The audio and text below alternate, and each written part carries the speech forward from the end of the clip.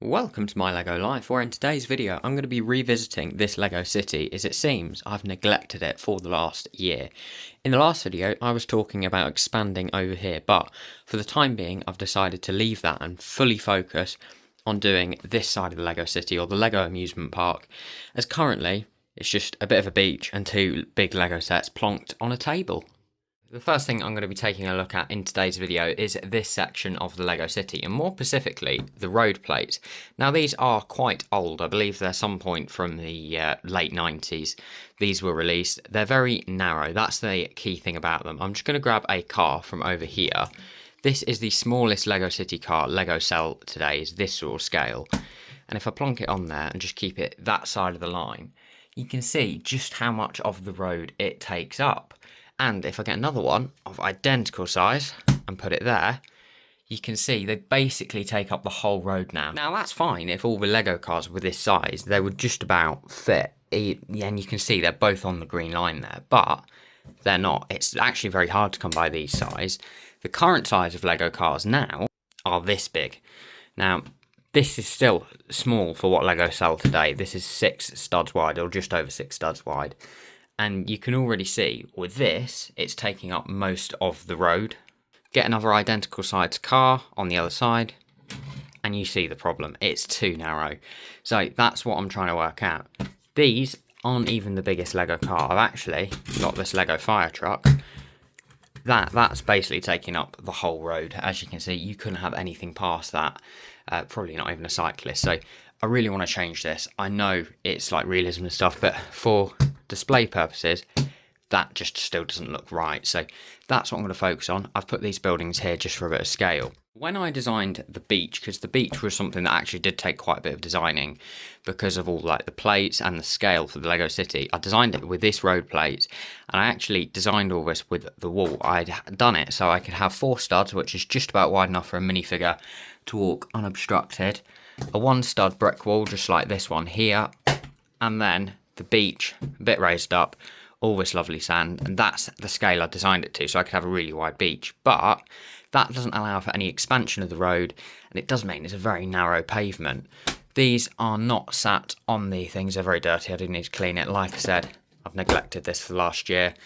But yeah, what I was saying, these are designed to sit on the pavement, so I have had an idea. This doesn't necessarily need to sit on the road level. I could do what I've done here, which is plonk it on the sand, which will give me an extra stud of pavement.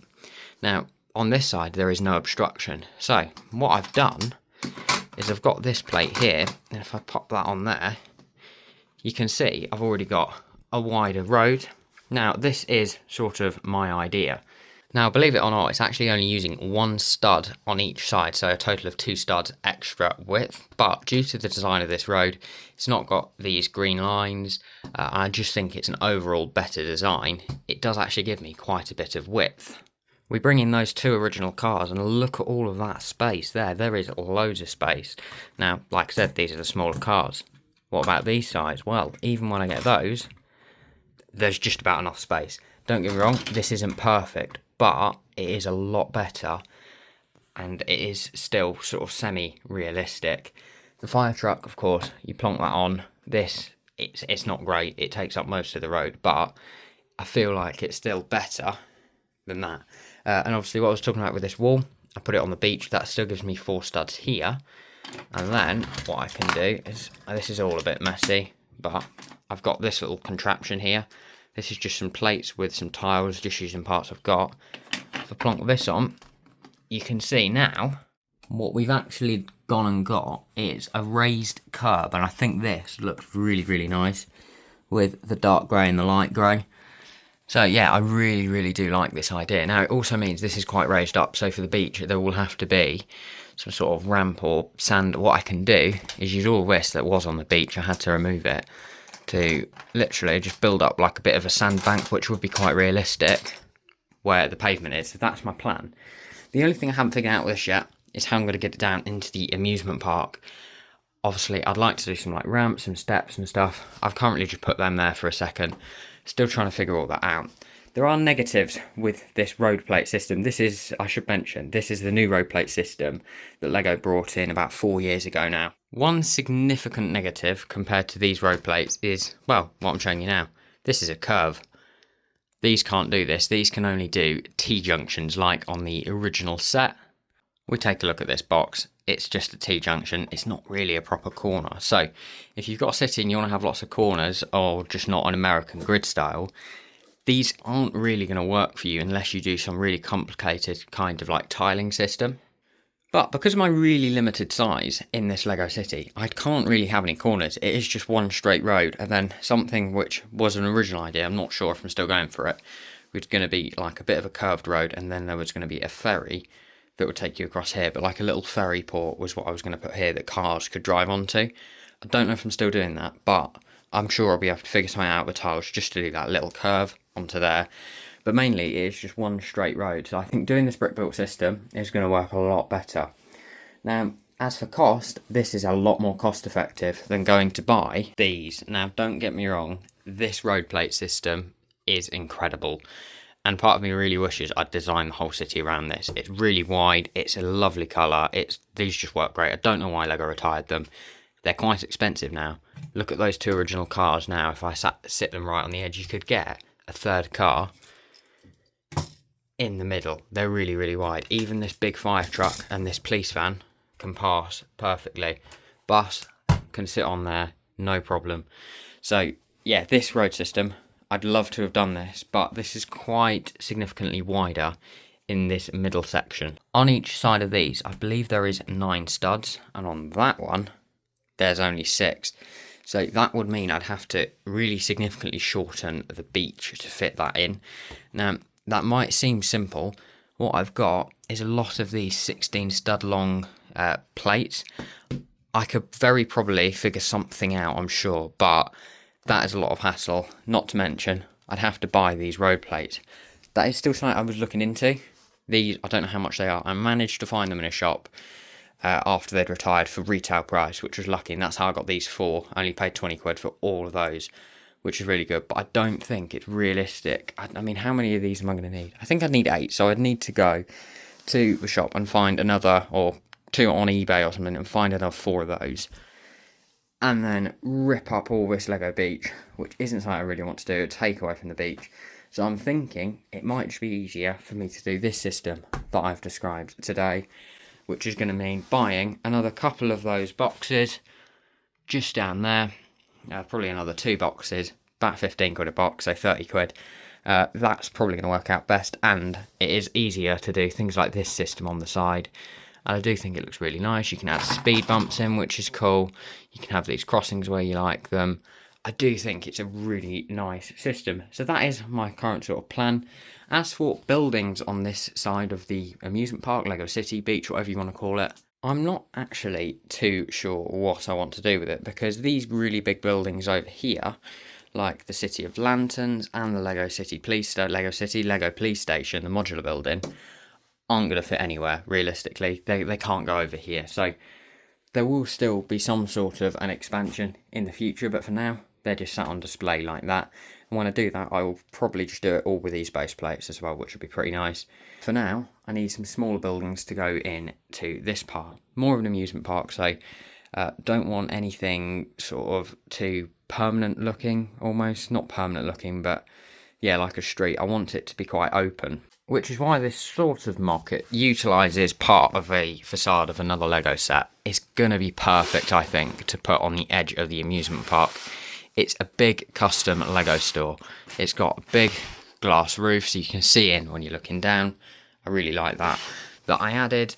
It is built to modular style, as you can see. We've got the pins here. It does sit on, I believe it's 16 studs wide, I want to say. So with a small few modifications, you can actually put this in between 2 modular buildings, or you can have it as a corner building. So I did design it with all of that in mind. Excuse the messy style in which I've done this, but yeah, it would be something like this. Because of its corner style, it would work very well, because you've got this door on the side over here, like a main sort of entrance, and you've also got this. So I'm thinking something like that might not be the worst. I know it doesn't look the greatest, especially not from here, but I could put like a ride or something up against there, or like an advert on the side of that. Alternatively, we could plonk it here. Again, same sort of system. You got this lovely sort of front way, and you've got the side doors as well. I think this would also look quite good. It would mean it's a very narrow pathway down the side there. That's what's putting me off of doing this.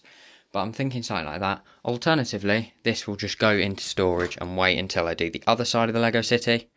And it will join as a modular building along with those, probably next to the police station or something. So yeah, that is the idea for now.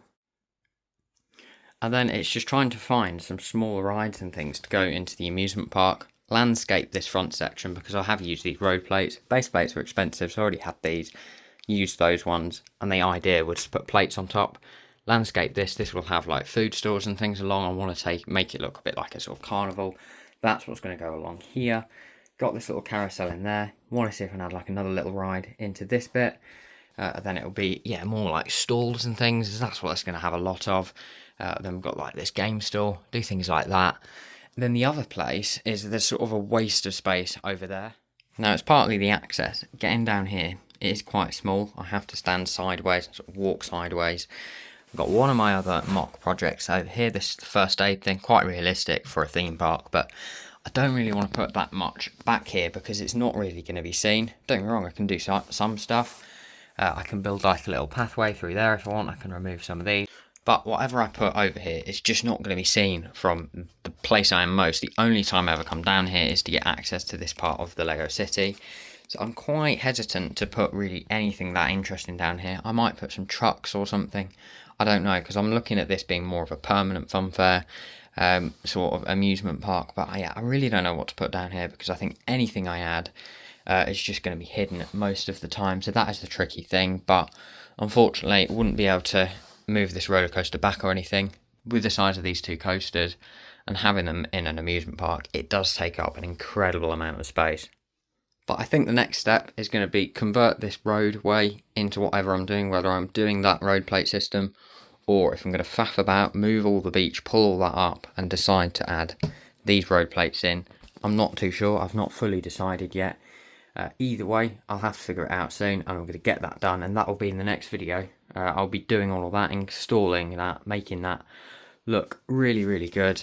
And then we can get on to focusing in the actual amusement park, adding more rides, and then probably do some bits on the beach as well. So that is the plan at the minute. Focusing on this side of the Lego City, putting this side on pause. And yeah, that is the current plan. So hopefully that video won't be too long away. Hopefully I'll be able to get all this stuff ordered, whatever I'm going to do for it, install it all, maybe do something else in that video, like add something or install something like the carousel more properly into the amusement park.